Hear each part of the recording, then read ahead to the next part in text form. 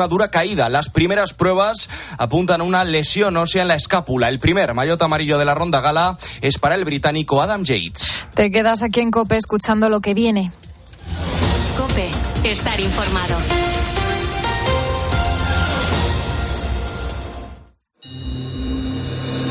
El mundo está cambiando muy rápido. Lo que hoy era una novedad, mañana se habrá quedado en algo antiguo. Ese frenético ritmo que muchas veces nos hace preguntarnos ¿y qué será lo siguiente? Velocidad que genera incertidumbre, a veces miedo, pero también intriga, ilusión y sobre todo emoción por conocer. La ciencia, la tecnología, la innovación, los cambios sociales nos empujan para seguir avanzando. Soy José Ángel Cuadrado y si tú me preguntas ¿qué será lo siguiente? ¿Qué va a ser lo siguiente? Yo te respondo, esto es lo que viene. Hoy mismo vamos a lanzar a audiencia pública.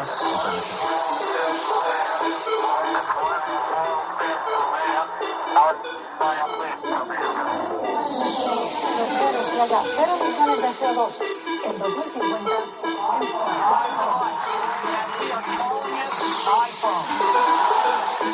El comité ha llegado a una conclusión científica clara. Es una vacuna segura y efectiva. La tercera misión de SpaceX se ha acoplado con éxito. En COPE, José Ángel Cuadrado. lo que viene.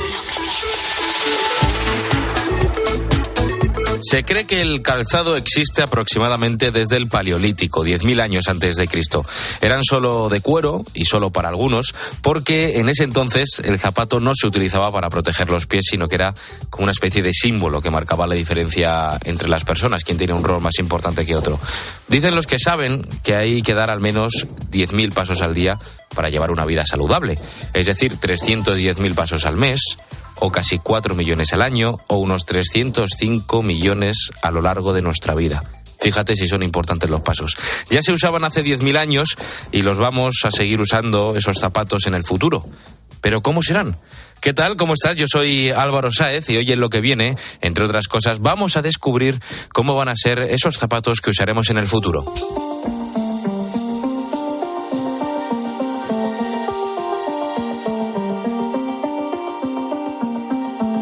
¿Hacia dónde va el calzado?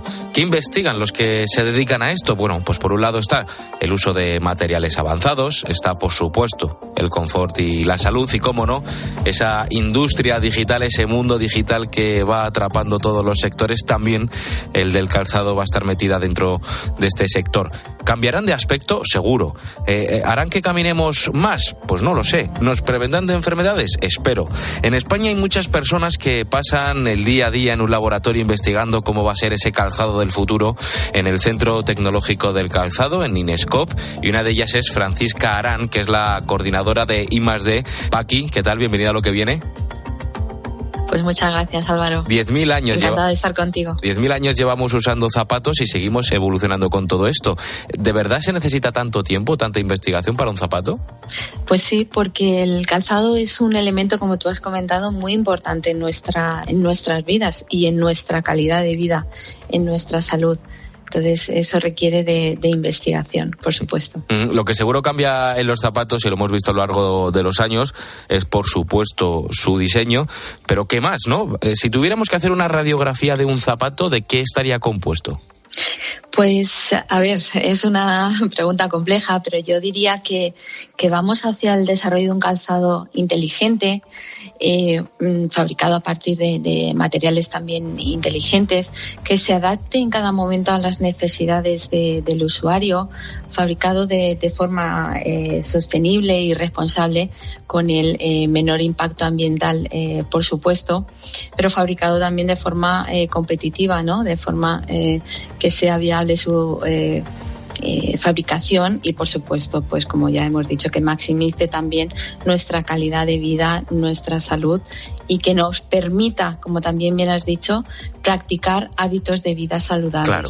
Y aquí también es de vital importancia el uso de un calzado adecuado. Por supuesto. Mira, vamos a empezar, si quieres, hablando de esos materiales inteligentes, dices tú, para fabricar los zapatos del futuro. Ahora prima el cuero, priman los sintéticos, pero en el futuro... Bueno, yo creo que el cuero va a seguir existiendo, por supuesto, porque es un material de una elevada durabilidad, de unas propiedades relacionadas con el confort excepcionales, pero también pues estamos viendo que se están introduciendo nuevos materiales con nuevas propiedades, fabricados a partir de materias primas de origen renovable. Hay mucho basado, por ejemplo, en la revalorización de residuos de la biomasa, materiales también con nuevas propiedades basados en tecnologías innovadoras como la nanotecnología. Nanotecnología aplicada a los zapatos. Claro, ¿Cómo? por supuesto, para dotarle, como digo, de nuevas propiedades relacionadas con el confort térmico, de forma que te permitan, por ejemplo, pues mantener los pies a una temperatura adecuada. Aunque pero llueva, también ¿no? Materiales, claro, que puedan cambiar de color en función de la radiación solar que le llegue, de la temperatura, o que puedan tener propiedades antimicrobianas para disminuir ese indeseable mal olor, o incluso a través de la microencapsulación pues podemos dotarle de propiedades cosméticas, ¿por qué no? Para que durante el uso del calzado además se cuide de la higiene y la salud de nuestros pies. Eso que dices, que conforme vamos usando esos zapatos nos va quitando juanetes o nos va quitando asperezas, ¿o cómo?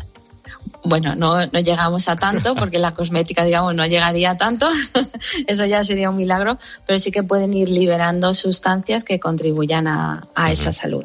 Comentabas un caso concreto que podía ser fruto de la aplicación de esa nanotecnología, que una propiedad de cambiar de color en función de la radiación solar. Eso puede también usarse con fines sanitarios, para alertarnos un poco, ¿no? De, oye, mira, estás ahora entrando en terreno pantanoso. Sí, sí, tus pies se están calentando demasiado, por ejemplo. Sí. Hablábamos de esos materiales, esas nuevas propiedades. Por supuesto, aquí lo que prima en el calzado, yo creo que es algo importantísimo, es la salud, pero también la durabilidad, ¿no? Si tuviéramos que poner una balanza, ¿qué prima más a la hora de investigar un calzado para el futuro? Bueno, pues la verdad es que en nuestras investigaciones el tema de la sostenibilidad y todos los aspectos relacionados con el calzado se aborda desde una perspectiva holística y completa, donde todos esos aspectos tienen vital importancia. Sí. Tan importante es llevar un zapato que sea duradero y sobre todo en determinados usos, pero también un calzado que sea saludable. También en el ámbito de los materiales pues se está trabajando mucho para eliminar todo tipo de sustancias químicas que pueda sustituir, que pueda conllevar algún riesgo para la salud, por ejemplo, del usuario. ¿Vale? Entonces, todos los aspectos son importantes. En ese aspecto de la salud, mis padres me decían de pequeño que el zapato es la única prenda que ni se hereda ni se presta. Sí, es muy importante. Y es muy importante pues que el calzado se ajuste a las necesidades de tu pie. Y cada uno tiene un pie diferente. Por eso también en el ámbito de la investigación se está avanzando en el desarrollo de tecnologías que nos permitan avanzar en esa personalización. Claro. Tomar datos de los usuarios, de la forma de su pie, de sus necesidades, de sus gustos, de forma que las empresas puedan desarrollar esos zapatos, diseñar esos zapatos y esas hormas también, que el elemento, la horma es un elemento muy importante en la salud y en el confort de un zapato, que se ajusten de forma adecuada a las necesidades de cada usuario. En el ámbito deportivo está muy claro y, por ejemplo, utilizamos un tipo de zapato para cada tipo de deporte, porque pues las características de ese zapato van a afectar al rendimiento del deportista, ¿verdad? Eso es algo evidente y claro. Pues lo mismo ocurre en otros usos del calzado, por ejemplo, en el ámbito laboral. Cada aplicación, digamos, cada profesión requiere de un calzado adecuado a esa profesión o a los riesgos a los que está sometido el trabajador.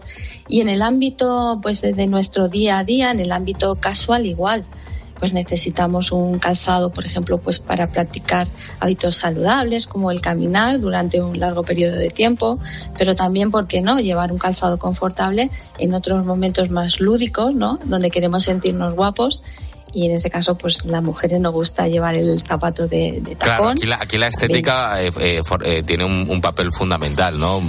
La gente dice que el zapato que es incómodo es el que es bonito. No, eso yo creo que ya se ha acabado, ¿eh? Queremos llevar zapatos cómodos y bonitos. Los estiletos nunca han sido muy cómodos. No, pero trabajando en la horma, la selección de los materiales, la construcción, el diseño, podemos hacer también que sean confortables. Hablando de eso, siempre teniendo en cuenta el tipo de calzado. Por supuesto. Hablando de eso, cuando hablabas de la importancia de que el calzado se adapte al pie, a la planta, a la horma, etcétera, ahora mismo si nosotros tenemos algún problema en los pies y necesitamos un tipo de calzado especial, es muy tedioso, ¿no? Conseguirlo, a lo mejor estamos una semana para conseguir una plantilla o estamos 2 meses para que nos hagan esa horma especial, etcétera. ¿Puede llegar un momento en que un mismo zapato se pueda adaptar a muchos pies distintos? Yo diría que no, porque es muy complicado. Pero bueno, también se está trabajando en el desarrollo de materiales que sí que se puedan adaptar a todo eso. Pero en general, creo que el futuro es la personalización de calzado de forma que se adapte a las necesidades del usuario, del uso que se va a hacer con ese calzado y también del entorno donde se va a utilizar. Terminamos ya hablando de esos avances a nivel tecnológico, porque en ese centro tecnológico del calzado, en Inescope, donde tú trabajas, usáis todo tipo de escáneres 3D, de Big Data, inteligencia artificial. Joder, ¿los zapatos también tienen inteligencia artificial? Por supuesto, claro que sí. ¿Para qué? En el ámbito de, pues mira, por ejemplo, pues para todo lo que te decía, se utiliza pues para captar esa información, buscar la forma de captar la información del usuario del calzado, la forma de su pie, ¿vale? Es una información en una gran cantidad de datos que hay que trabajar de forma adecuada, analizar de forma adecuada. Y para todo eso pues se utilizan técnicas relacionadas con la inteligencia artificial, pero también en el desarrollo de tecnologías de fabricación que nos permita fabricar de una forma rápida, eficaz, pero también de calidad, avanzando hacia una fabricación cero defectos, ¿vale? Para disminuir también los residuos en el proceso de fabricación. Pues eso será el futuro del calzado, y aquí en Lo que viene Francisca Aranpaqui nos lo ha contado, coordinadora de I+D del Centro Tecnológico del Calzado Inescope. Gracias. Pues gracias a ti, Álvaro, por contar con nosotros. En COPE, Lo que viene. José Ángel Cuadrado. Seguro que te ha pasado alguna vez que has abierto la nevera y esa lechuga que te mira con ojos de lechuga, básicamente, que lleva ahí varios días y que ya empieza a tener mala pinta, como mala carita. ¿Y qué haces? Pues la tiras a la basura. O ese filete que ya empieza a tener un color raro, un color que no es de filete, y optamos pues por tirar toda la bandeja cuando a lo mejor se puede haber salvado algo. Fíjate los datos que hay de desperdicio de alimentos, porque son escandalosos. Cada familia tira a la basura una media de 70 kilos o litros de alimentos al año. Y ojo, que estamos mejorando, porque esto es un 8,6% menos que el año anterior. ¿Y por qué tiramos los alimentos? Pues principalmente porque no tenemos conciencia del desperdicio. Mira, esto es lo que me cuenta María González, ingeniera industrial especializada en desperdicio de alimentos. Cuando empezamos a medir en hogares, la primera respuesta de todo el mundo, casi sin excepciones, en mi casa no se tira. Cuando ya participan del proceso de medición, que llevan anotando los resultados del desperdicio en su propio hogar, se llevan las manos a la cabeza. Por tanto, es importante hacer caso a esos consejos, ser consciente de lo que compramos y de lo que cocinamos y de lo que finalmente tiramos. Pero ¿y en el futuro? ¿Cómo la ciencia, cómo la tecnología, el ingenio de los nuestros puede ayudar a desperdiciar menos alimentos? Pues tú imagínate que hubiera un sistema que para evitar ese desperdicio de comida pues fuera una etiqueta que nos dijera si un alimento está en buen o mal estado y se puede consumir o no. Pues que sepas que esto ya existe, esto ya es lo que viene, gracias a 3 biotecnólogos de la Universidad Miguel Hernández de Elche. Belén Collado, bienvenido a Lo que viene. Hola Álvaro, ¿qué tal? Qué rabia da eso, ¿verdad? Sí, que tener que tirar la comida porque se nos ha pasado, pero oye, también, qué suerte, qué bien que estos 3 estudiantes, como tú decías, de biotecnología, Pablo Sosa, Luis Chimeno y Pilar Granado, dieran con una solución para esto. Porque la verdad es que hay que destacar, destacó la palabra estudiantes, porque todo esto surgió cuando todavía estaban estudiando en la universidad. Porque yo no sé si tú en tu época universitaria no estaba estuviste... pensando en eso yo. No, pero digo, ¿estuviste en el típico piso de estudiantes o residencia? Por suerte no. Vaya, es que ahí pasan cosas, surgen bastantes cosas. Como por ejemplo, pues, ponte en situación un domingo a final de mes que pues no hay nada abierto, no tienes tampoco mucho dinero para comprar. Y entonces, pues, te atreves a comerte ese filete de pavo que se ha quedado ahí olvidado en la nevera. Y oye, que al final, pues eso es lo que decías, resulta que no estaba tan mal. Que casi le han salido pies a ese filete de pavo. Oye, pues mira, de esta anécdota nació Oscilum, que es la empresa que crearon Luis, Pablo y Pilar para desarrollar esa tecnología capaz de decirte si una comida está en buen o en mal estado, si se puede consumir o si no. Luis Chimeno, director de operaciones y cofundador de Oscilum, bienvenido a Lo que Viene. Muy buenas, muchísimas gracias. Oye, Luis, ¿Oscilum qué es? ¿Qué significa? Oscilum, nosotros lo que somos es una empresa de biotecnología. El nombre de por sí, surge un poco del sitio donde realmente surgían estas ideas que teníamos, porque ya el tema del mundo del emprendimiento ya lo llevábamos nosotros manejando un poquillo, y cuando quedábamos en un sitio que se llamaba Columpio, aquí en Elche, pues es donde surgían estas ideas, etcétera. Una de ellas, el tema del etiquetado inteligente. Y bueno, pues el nombre deriva de una medio traducción fallida de este nombre, ¿no? Porque sabíamos que no queríamos tener ningún tipo de nombre genérico, ¿no? Que utilizase bio o genética o algo por el estilo. Dijimos, un nombre que sea diferente. Dijimos, vale, traducimos el nombre donde surgió, intentamos al team, pero luego nos dimos cuenta que la traducción era fallida. ¿Sí? ¿El Columpio, que es un bar? Sí, correcto. Es que también las mejores ideas surgen en los bares. Surgen en los bares, eso es. Mira, como me decía Belén, parece que ese filete tuvo la culpa de que se os encendiera la bombilla y creara Oscilum. Claro, como de una broma, de una anécdota, de una situación diaria puede salir una idea de negocio. Alucinante, ¿eh? Sí, de hecho, como comentáis al principio, ¿no? Este era nuestro caso, que vivíamos además juntos, y esto fue Pablo el que tenía pues un filete en la nevera que olía un poco mal y tal, y decidió comérselo, ¿no? Nosotros, Pilar y yo, dijimos, oye, cuidado, porque eso no tiene muy buena pinta. Pero bueno, al final se lo comió, no pasó nada, obviamente, y ahí fue cuando nos dio que pensar un poco, decir, oye, pues, ¿y cuánta gente lo hubiese tirado esto, no? Porque yo lo hubiese tirado directamente a la basura, ¿no? Y entonces empezamos a investigar un poquillo y dimos con los datos, ¿no? Que al final son aterradores, y ya no solo que pase solamente a nivel de consumidor, sino que esta incertidumbre, ¿no? No saber si está bueno o está malo, también se repite en la industria, ¿no? Y ante la duda siempre tirar, ¿no? Muchísimo. Claro. Y Luis, y en concreto, ¿cómo funciona la tecnología que habéis desarrollado? Porque es como una especie de semáforo, ¿verdad?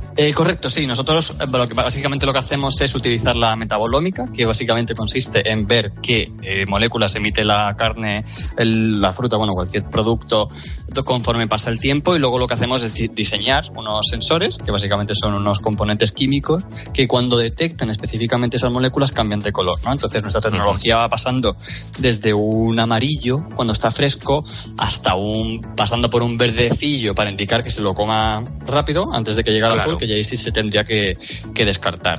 Y nos cuentas los colores que habéis utilizado, pero ¿por qué no, por ejemplo, para que se asemeje lo más posible a lo que conocemos al semáforo de toda la vida, no habéis elegido esos colores del semáforo? El verde, el ámbar y el rojo. Sí, nosotros, nuestra idea inicial era esa, y luego nos dimos cuenta que testeando con consumidores había un 10% de esos consumidores que no eran capaces de detectar el rojo por esa ceguera parcial, el daltonismo al rojo, ¿no? Entonces, haciendo pruebas con consumidores, dimos con este patrón de colores, que sigue siendo muy intuitivo, porque es verdad que los colores vas desde un clarito a algo muy oscuro y se ven mucho, se denotan mucho, y además pues somos capaces de incluir a ese segmento de la población, ¿no? Y además sí que es verdad que como aún así hay un 2% de la población que tiene esa ceguera al azul, seguimos trabajando un poco para poder incluir a la mayor parte de la población posible, por ejemplo añadiéndole texturas, etcétera. Pues mira, estáis en todo. Oye, hay alimentos que solo con verlos o con olerlos es fácil detectar si están malos. O sea, pienso por ejemplo en el marisco, ¿no? O en las hortalizas o en las frutas, ¿no? Que solo con verlas sabes si está pasado, si no, si se puede comer o si no. ¿Con qué alimentos funciona ahora mismo Oscilum? Sí, pues mira, nosotros estamos trabajando tanto en la industria agroalimentaria como en la cosmética y la farmacéutica estamos entrando también. A nivel agroalimentario, por ejemplo, pues trabajamos con productos como los cárnicos, pescados, también estamos en elementos como la fruta, por ejemplo. En la fruta lo que hacemos más bien es ese tema de la madurez relacionada con algunas propiedades organolépticas, ¿no? Como el dulzor, vitaminas, etcétera. Y ahora, por ejemplo, estamos en un desarrollo en cosmética, que es un etiquetado, que es muy interesante, que es capaz de indicarnos, ahora con estas épocas de verano, el calor, etcétera, la sobreexposición al sol. Es decir, para indicarnos cuándo tenemos que volver a ponernos crema solar. O sea, un poco relacionado con esos niveles de radiación ultravioleta que vamos recibiendo a lo largo del día. Y Luis, también acabas de contar cómo estáis desarrollando vuestro sistema para cosméticos, para saber si están en mal estado o en buen estado, pero y con los medicamentos, porque es verdad que aunque tienen fecha de caducidad, algunas veces su uso después de esa fecha no es perjudicial, según dicen algunos médicos. Pero ¿cómo se puede saber si está bien o no está bien para tomar ese medicamento? Sí, bueno, nosotros, por ejemplo, nos destinamos, en el sector farmacéutico, por ejemplo, nos destinamos mucho principalmente al tema de lo que vienen siendo viales como la insulina, vacunas, etcétera, para ver si ha ocurrido algo durante el transporte o durante el almacenamiento, etcétera, que haga que ese fármaco en concreto pues ya haya podido perder eficacia o ya no sirva, ¿no? Es decir, que se haya sido afectado pues, por cualquier factor que ya pues pueda un poco afectar al propio consumidor. No de por sí puede generar un daño, sino simplemente porque ya no funciona, ¿no? Es decir, pues, imagínate una persona con diabetes que se pone insulina que no funciona, ¿no? Claro. Pues es un poco indicar ese factor, o incluso, por ejemplo, en cosméticos, la degradación del propio principio activo, ¿no? Es decir, cuando ya se ha degradado por el tiempo o la fecha de caducidad o el sobrecrecimiento de bacterias puede dañar, ¿no? Pues ahí somos capaces nosotros de decir, vale, esto ya no funciona. O sea que cuidado. Esto es una idea que mola mucho y me gustaría mucho más verla en los supermercados, pero para eso, ¿cuánto queda? Bueno, pues estamos trabajando poquito a poco, porque nuestra tecnología, al ser un dispositivo que está en contacto con alimentos, tenemos que pasar pues ciertas certificaciones específicas para poderse aplicar en ese contacto, ¿no? Básicamente tenemos que, evidentemente, demostrar que con todo lo que estamos trabajando, pues que no hay migraciones, por ejemplo, pues de ningún componente, que eso ya está. Estamos en la validación y está en ese proceso, pero hasta que no tengamos esta parte de los estudios, pues no podemos empezar a comercializar. Sí que estamos trabajando, pues por ejemplo, en Latinoamérica, estamos trabajando haciendo algunas pruebas con productores y bueno, pues esperamos que poco a poco vayamos implementándolo en más países y pues empezar también a verlo también en los supermercados aquí a nivel nacional. Pues Luis Chimeno, que junto con Pablo Sosa y Pilar Granado han montado Oscilum, eres el director de operaciones de esta idea, ¿no? Que al final pretende conseguir que lo que nos metamos a la boca nosotros sepamos que está en buen estado y además podamos desperdiciar también el menor número de alimentos posibles. Luis, muchas gracias. Muchísimas gracias por la invitación y por vuestro tiempo. Y Belén Collado, muchas gracias por hablarnos aquí del futuro. Venga, hasta luego. En COPE, lo que viene. José Ángel Cuadrado. Vamos a hacer un pequeño test. ¿Cuántos aparatos electrónicos tienes encima? ¿O sueles llevar encima habitualmente? El móvil, por supuesto. ¿Tu reloj es de cuerda o va con pilas? Auriculares inalámbricos casi seguro, tablets... Bueno, en el futuro habrá más, habrá gafas inteligentes, zapatos, por supuesto, ya conectados a la corriente. Todos estos elementos comparten que son inalámbricos. Cada vez desechamos más los cables, algo que pues es como dar rabiar, pero que tiene algunos inconvenientes. Dependemos en primer lugar de las baterías, algunas que tienen mayor fiabilidad que otras, con alguna duración mayor o menor, pero al final es imprescindible que tarde o temprano pasen por un enchufe para recargarse. Pongamos el caso del móvil. Aunque cada dispositivo tenga capacidades y potencias diferentes, el gasto diario medio es de unos 45 vatios. Tal y como está ahora el precio de la luz, y gracias a Dios que ha bajado considerablemente con respecto al año anterior, el coste diario de cargar un móvil sería de unos 0,012 euros al día, unos 37 céntimos al mes y unos 4 euros anuales. No es mucho, pero tú imagínate que eso te lo puedes ahorrar de golpe. Porque sí. Y lo mismo pues con cualquier otro aparato electrónico que lleves encima. Sería alucinante, ¿verdad? Energía ilimitada, energía sin ningún coste. ¿Y cómo? Pues con el calor de tu cuerpo. Parece que estamos de vuelta en el cole porque vamos a recordar la primera ley de la energía, que es que ni se crea ni se destruye, que se transforma. Y con esa misma teoría, unos investigadores del CSIC creen que es posible transformar el calor humano en electricidad para cargar nuestros dispositivos. Y al frente de todo esto está Marisol Martín, del Instituto de Micro y Nanotecnología. Marisol, bienvenida a Lo que viene. Muchísimas gracias. El proyecto se llama Power by You, cargado por ti, ¿no? Que yo me iba a poner un poquito más técnico, pero de verdad que la primera pregunta que a mí se me viene a la cabeza es qué chulo, ¿no? Muy chulo, sí. La verdad. Ahora sí que vamos a lo riguroso, vamos a la mecánica, al cómo funciona, porque claro, con nuestro calor corporal se puede generar electricidad. ¿Tanto calor desprendemos? Pues desprendemos bastante calor. O sea, si tú miras a los humanos con una cámara térmica, normalmente estamos desprendiendo, nuestra temperatura corporal está en torno a unos 10-15 grados por encima de la temperatura de la atmósfera, una temperatura que es agradable para nosotros. Entonces, esa diferencia de temperatura que tenemos entre lo que nosotros desprendemos y el entorno es lo que se utiliza para generar electricidad, utilizando unos dispositivos que se llaman dispositivos termoeléctricos. Dispositivos termoeléctricos, ahí está la clave. ¿Tienen que cambiar, por ejemplo, esos dispositivos, harían cambiar mucho pues lo que hoy en día concebimos como nuestros aparatos del día a día, el teléfono, los auriculares, unas gafas en un futuro, etcétera? Bueno, más que cambiar los dispositivos, lo que cambiaría es el tener que estarlos cargando constantemente.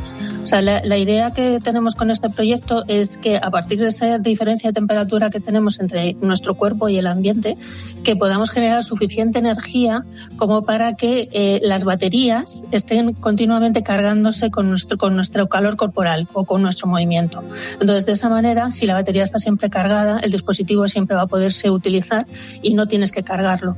Entonces, es verdad que, por ejemplo, si tú te quedas sin batería en un reloj, pues bueno, pues a lo mejor lo pones cargando por la noche, por la mañana se te olvida, es una cosa que a mí me pasa bastante, sí. y no pasa nada. Pero cuando estamos hablando, por ejemplo, de dispositivos de monitoreo de la salud humana, y de estos vamos a tener muchísimos en los próximos años, eso es fundamental. O sea, tú no puedes dejar sin batería, por ejemplo, a una bomba de insulina, claro. O no puedes dejar sin batería a un dispositivo que te está midiendo la tensión cardíaca, por ejemplo.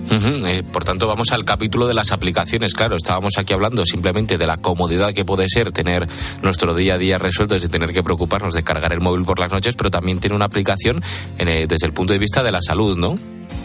Sí, efectivamente. La idea que tenemos es que todos estos dispositivos sean autónomos, que se autocarguen con nuestro calor y que tengan suficiente energía como para que sean útiles y que además envíen la información, por ejemplo, a nuestros teléfonos móviles para que de ahí se pueda monitorizar desde un hospital, por ejemplo.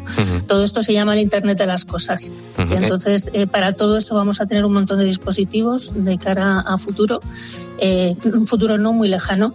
Y entonces que se puedan cargar todos esos dispositivos, que no te tengas que estar encargando de pues hoy tengo que cargar esto, mañana al otro o cosas así. Yo creo que nos ayudará mucho a todos. La clave de todo esto, Marisol, es los materiales con los que van a estar formados estos elementos termoeléctricos, ¿no? Bueno, no solamente los materiales, sino el dispositivo en sí.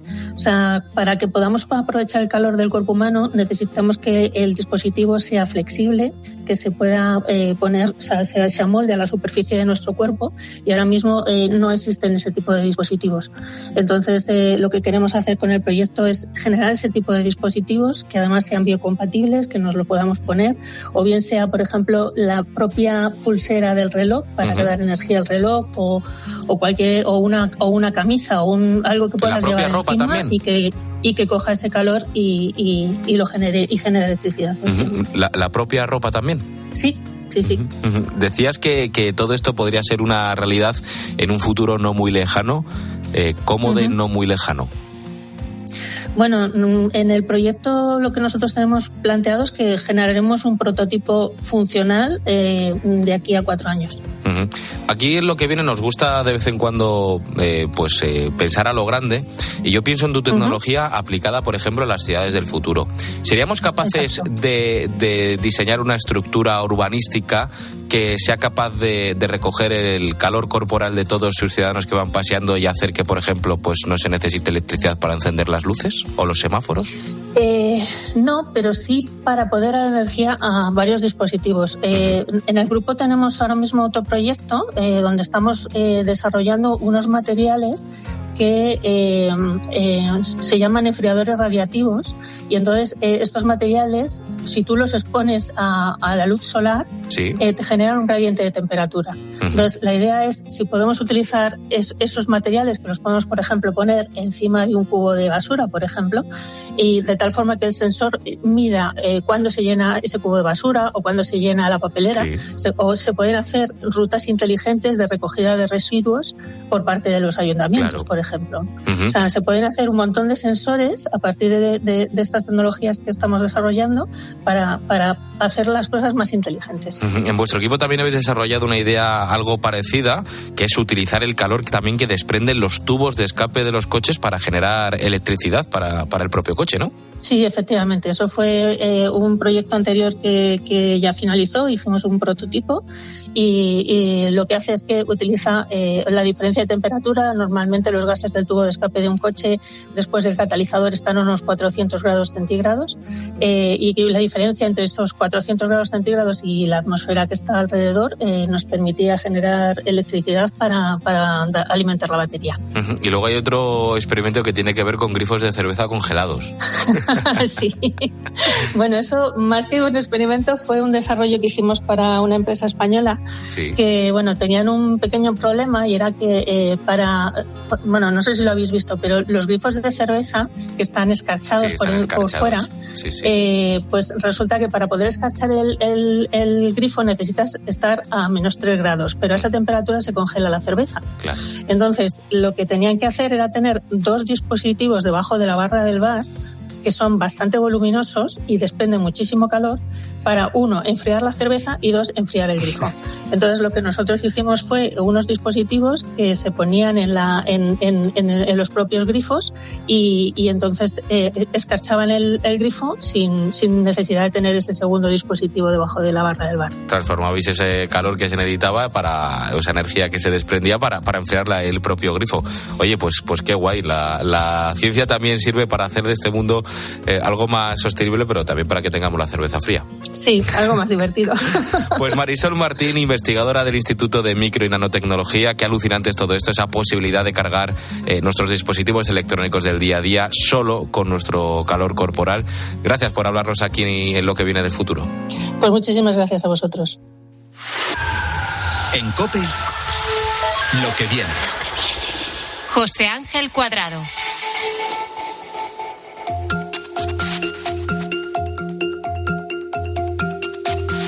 La inteligencia artificial es como el perejil a las salsas, y aquí en Lo que viene ya hemos dado buena cuenta de ello.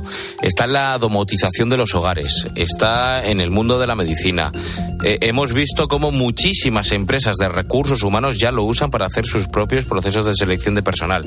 Empresas logísticas ya solo funcionan con este sistema de autoaprendizaje, y los bancos están encontrando en la inteligencia artificial un aliado muy fiable en la gestión de sus trámites.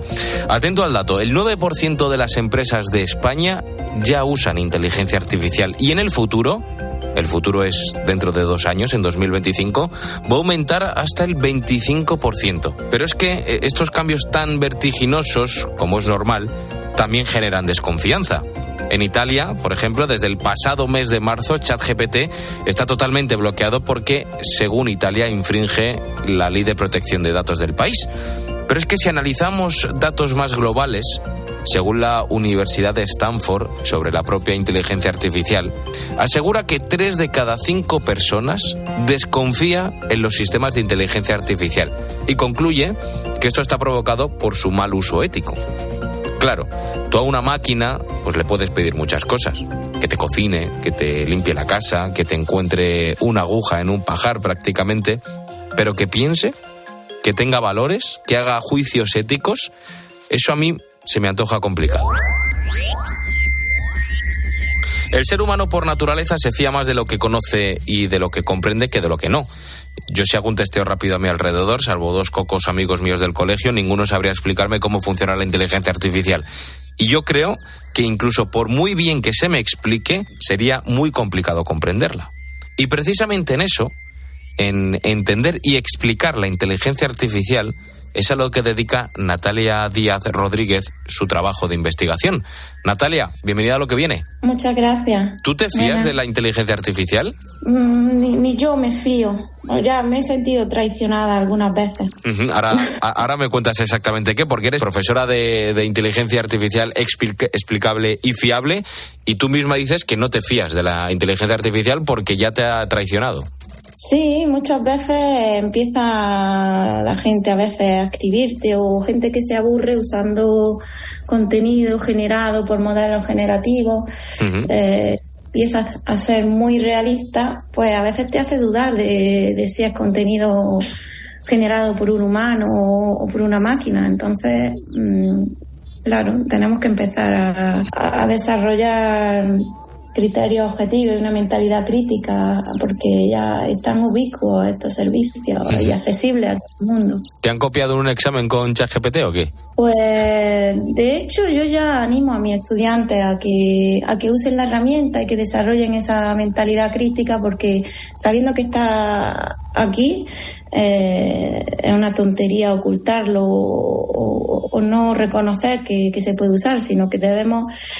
Estas herramientas tienen que ayudarnos a que seamos más críticos, que tengamos un doble ojo verificando todo, porque te pueden ser muy útiles al darnos, por ejemplo, ideas, ejercicios, pero muchas veces se equivocan. De hecho, hemos hecho pruebas con mis estudiantes que cuando le preguntamos en inglés son mucho más buenos que cuando le preguntamos en español, fallan menos. Y luego hay referencias que se las inventan. Por eso hay que desarrollar una mente más crítica de la que hoy en día tienen los estudiantes también. ¿Qué es la inteligencia artificial explicable? Pues es una inteligencia artificial que se adapta y que puede hacer comprensible cómo funciona dependiendo de la audiencia a quien se dirige un modelo, la salida de un modelo. Pues si es un auditor o alguien que va a conceder un préstamo en un banco, deberá poder explicarlo tanto al cliente como a la persona técnica que va a comunicar esta decisión a la persona afectada, así como a los científicos de datos que puedan estar construyendo ese modelo en base a datos y a aquellas personas que coleccionen los datos que van a alimentar esos modelos. Entonces, dependiendo de la audiencia, va a tener que ser accionable, es decir, permitir modificar el modelo si este conduce a fallos o si detectamos cualquier error. Entonces debe permitir modificar el modelo si hay algo que no cuadra. Cuando estamos hablando de inteligencia artificial, que la aplicamos a un montón de circunstancias, ¿crees que estamos dando demasiado poder a esa inteligencia artificial? Es decir, que la estamos metiendo en ámbitos donde no deberíamos. Bueno, es una posibilidad, y como una herramienta, este tipo de modelos se llaman sistemas de inteligencia artificial de propósito general. De hecho, es una de nuestras áreas de interés. Pero bien, son herramientas, y las herramientas bien pueden usarse para bien o para mal. En este caso, consisten en modelos que hay varias definiciones últimamente, unas que se adaptan más a la definición técnica, otras más a la definición o requisitos legales por la nueva regulación que como vemos hoy se está discutiendo este mes muy activamente para aprobarse ya en el Parlamento Europeo después de muchos años. En fin, al final estos modelos van a aprender fácilmente a realizar tareas para las que no han sido entrenados. Efectivamente. Entonces el riesgo obviamente está en que se usen para algo para lo que no han sido diseñados, y que ese uso pues no se ha informado a la gente que ha provisto datos para el entrenamiento, o que se usen para un fin que no es el que inicialmente se informó. Entonces todo esto se va a controlar mucho más, y se han pedido enmiendas, de hecho, para mejor regular esta parte, este tipo de sistemas de propósito general o modelos fundacionales, a veces también se llaman, y precisamente para evitar esto. ¿Y cómo se controla a la inteligencia artificial para que no haga lo que nosotros no le hemos pedido? Pues básicamente primero va a estar el desarrollo de la tecnología, de los modelos basados en datos, etcétera, pero luego va a estar el uso. De hecho, creemos que la Unión Europea ha propuesto uno de los modelos más prometedores y más centrados en las personas, en las que se va a regular el uso de la inteligencia artificial, no la tecnología. En ese sentido, se ha definido en el nuevo reglamento, el AI Act, Artificial Intelligence Act, un nuevo reglamento que establece niveles de riesgo para los distintos sistemas, donde se definen la mayoría de la regulación ocurre para los sistemas de alto riesgo, y ahí es donde van incluidos los sistemas biométricos, los que pueden afectar a la seguridad, a la salud de las personas. Por ejemplo, algoritmos de recomendación de Spotify de música no van a estar en esa categoría, obviamente, pero sí que hay otras categorías que están aumentando y siguen teniendo enmiendas por esto mismo, porque pueden llegar pues a discriminar si no se usan adecuadamente, si los datos no están balanceados, en fin, una serie de requisitos como de transparencia, de robustez. Cada artículo del AI Act detalla estos hechos. Entonces hay una serie de acciones antes de salir al mercado y también de monitoreo y de rendición de cuentas una vez que estos productos han salido al mercado, para garantizar que cumplen los requisitos con los que fueron diseñados, que cumplen con certificaciones. Hay muchos ISO y estándares que están siendo desarrollados que van a tener que ser puestos en marcha, y sobre todo con sandbox regulatorio o digamos cajas de madera para jugar. Sería la traducción en español, pero un sandbox regulatorio básicamente nos va a permitir simular nuestro sistema de inteligencia artificial, especialmente va a ser muy útil para empresas con menor apoyo legal, digamos, para que antes de salir al mercado puedan validar si cumplen con estos requisitos, porque de hecho va a haber sanciones importantes si no se cumplen con los requisitos para una IA fiable.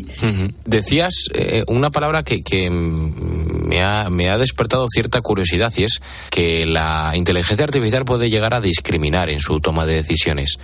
¿Tiene sesgos la inteligencia artificial?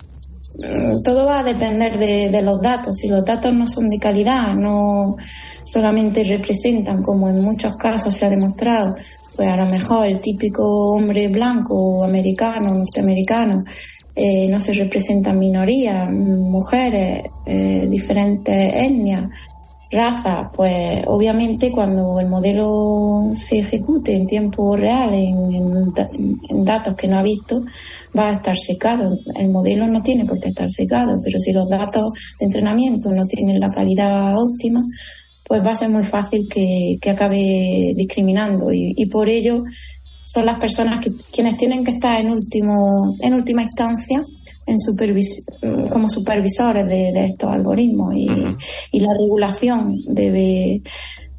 va a requerir auditorías de algoritmos, que es muy necesario. En este sentido es justo el artículo último que acabamos de enviar y que está publicado en Archive, en el servidor abierto, que se llama Conectando los hilos, o Connecting the Dots en inteligencia artificial fiable, que va desde los principios de sistemas de inteligencia artificial responsables hasta la ética, la regulación y diferentes requisitos para llegar a ello, que esperamos que sea muy útil para la comunidad científica y para quien quiera meterse en el campo, pues un área apasionante que hay muchísimo que hacer y que va a ser muy necesario formarse. Porque ¿cómo se va a hacer ese control ético de la inteligencia artificial? ¿A base de datos y datos y más datos? Vamos a tener diferentes perfiles, va a haber diferentes regulaciones verticales del sector, horizontales como el AI Act, va a haber declaraciones de conformidad, va a ser muy importante la trazabilidad de los datos, comunicar siempre cuando estamos actuando con un agente inteligente o artificial.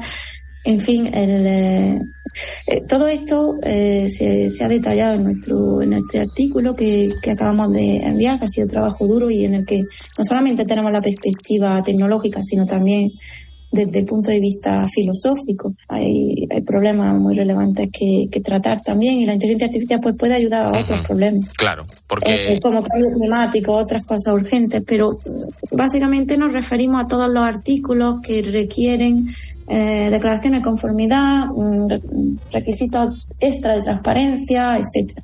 La inteligencia artificial va a tener que venir con un manual de instrucciones, básicamente, ¿no? Y un control de riesgos. Sí, totalmente. Hay planes de gestión de riesgos, premercado y postmercado también. Sí, así es. Y además no va a ser solamente salir al mercado, porque si se siguen alimentando de datos y los datos varían, los sistemas también pueden degradarse en el tiempo, por lo que va a requerir un control y una supervisión continua. Como bien sabemos, en España que ha sido pionera también en iniciar estos pilotos y tener una nueva sede de supervisión de la inteligencia artificial.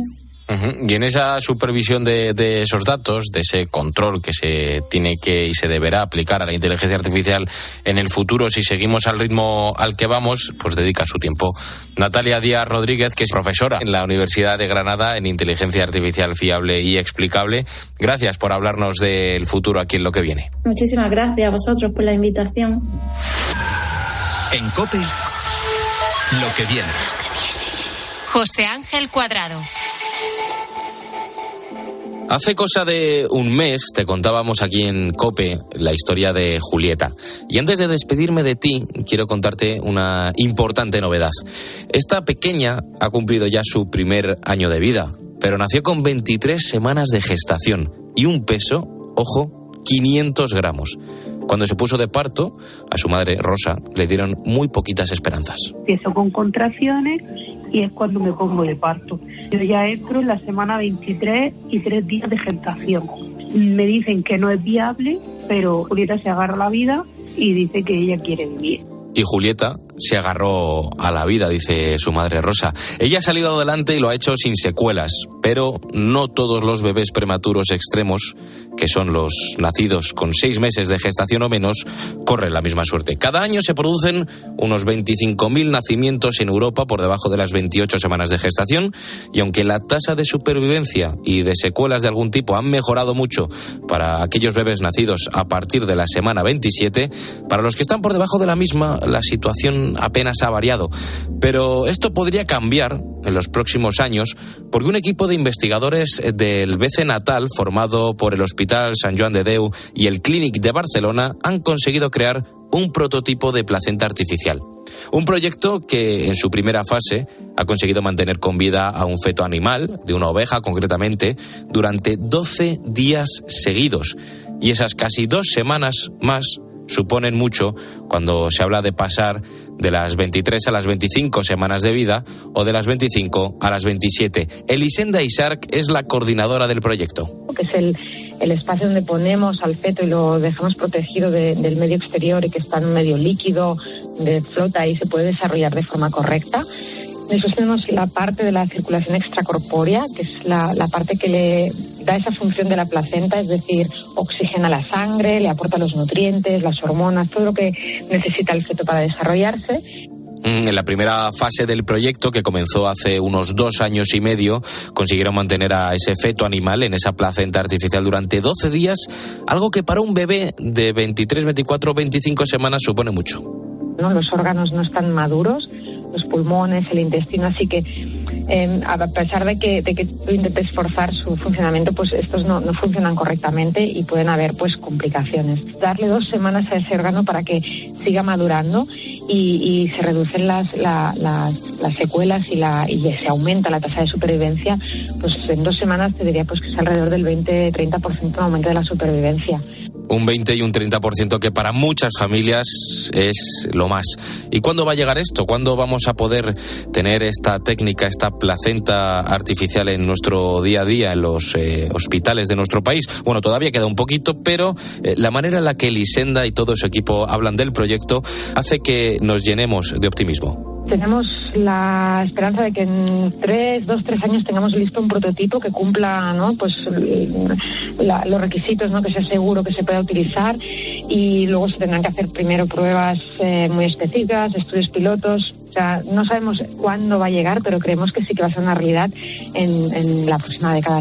Un proyecto español que da vida, en el que Elisenda y su equipo tienen como objetivo salvar la vida a todos esos bebés que nazcan de manera prematura con ese prototipo de placenta artificial. Esto ha sido Lo que viene. Yo soy Álvaro Sez, gracias por estar ahí en esta ventana hacia el futuro, que es lo que viene. Hasta aquí el programa de esta semana, pero la radio continúa aquí en COPE, también en cope.es y en las redes sociales. Adiós, adiós.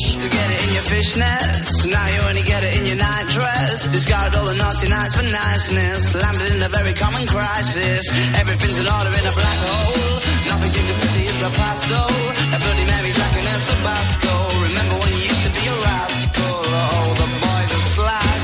The best you ever had, the best you ever had is just a memory. And those dreams, when as daft as they seem, as daft as they seem, my love, when you dream them all. Flicking through a little book of sex tips. Remember when the bars were all electric? And now when she told she's gonna get it, I'm guessing that she'd rather just forget it. Clinging to not getting sentimental. Said she wasn't going but she went still. Like a gentleman had to be gentle. Was it a Mechadobber or a betting pencil? Oh, the boys are slag. The best you ever had, the best you ever had is just a memory. And those dreams, when as daft as they seem, as daft as they seem, my love, when you dream them overflow. Where did you go? Where did you go? Where did you go?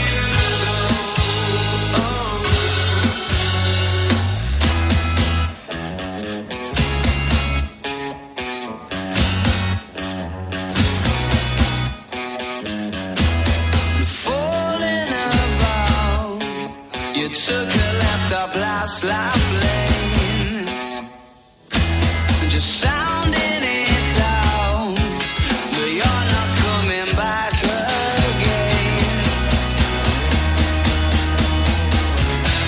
You're falling about. You took a left off last life lane. You were just sounding it out, but you're not coming back.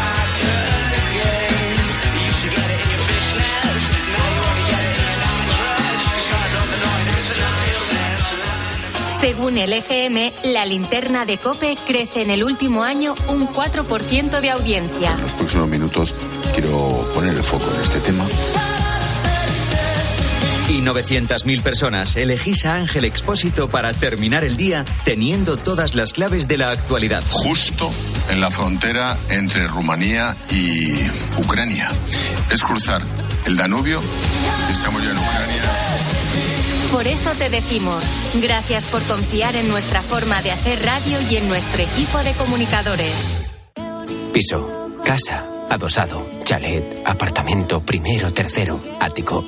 Sea como sea tu hogar, en Repsol tenemos una solución solar para ti. Contrata energía solar con Repsol y si además conectas más energías, puedes ahorrar hasta 400 euros anuales en tus repostajes pagando con Wilet. Esto es conectar energías. Descubre nuestros planes y energías para ahorrar en Repsol.es o en el 900-102-002.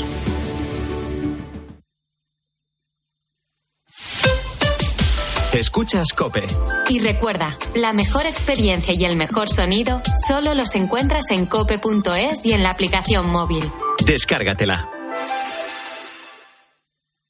Cuida de tu salud este verano con HSN. Protege tu piel y tu cabello. Evita problemas gastrointestinales, calambres musculares y el tedioso cansancio veraniego. HSN pone a tu disposición fórmulas naturales para cubrir tus necesidades. Compra en hsnstore.com. Descuentos diarios y envíos en 24-48 horas. HSN. Nutrición de calidad para una vida sana. Alquiler. Acción de alquilar. Negocio por el que se cede una cosa a una persona durante un tiempo a cambio de una rentabilidad. Seguro. Objetivo. Es cierto. Libre y exento de todo peligro o riesgo. Si piensas en alquilar, ya sabes, Alquiler Seguro. Llama ahora al 910-775-775. Alquiler Seguro. Protección a propietarios. UMAS, mutua especialista en seguros para el sector educativo. Ofrecemos una solución integral para los colegios y guarderías. Daños patrimoniales, responsabilidad civil, accidentes de alumnos. Más de 1.400 centros ya confían en nosotros. Visítanos en umas.es. UMAS, más de 40 años de vocación de servicio. No hay verano sin playa, sin terracita, ni sin regafas de General Óptica. Ahora con descuentos de hasta el 60% en miles de gafas de las mejores marcas. Este verano estrena gafas graduadas y gafas de sol en Las Regafas. General Óptica, tu mirada eres tú. Para poner luz a todo lo que está pasando, Expósito en la linterna. Las llamadas relacionadas con los problemas de salud mental superan los de violencia. También se ha observado que la COVID ha aumentado los problemas de salud mental en los adolescentes, siendo más los casos de autolesiones, depresión. De lunes a viernes, desde las 7 de la tarde, Ángel Expósito enciende la linterna de COPE.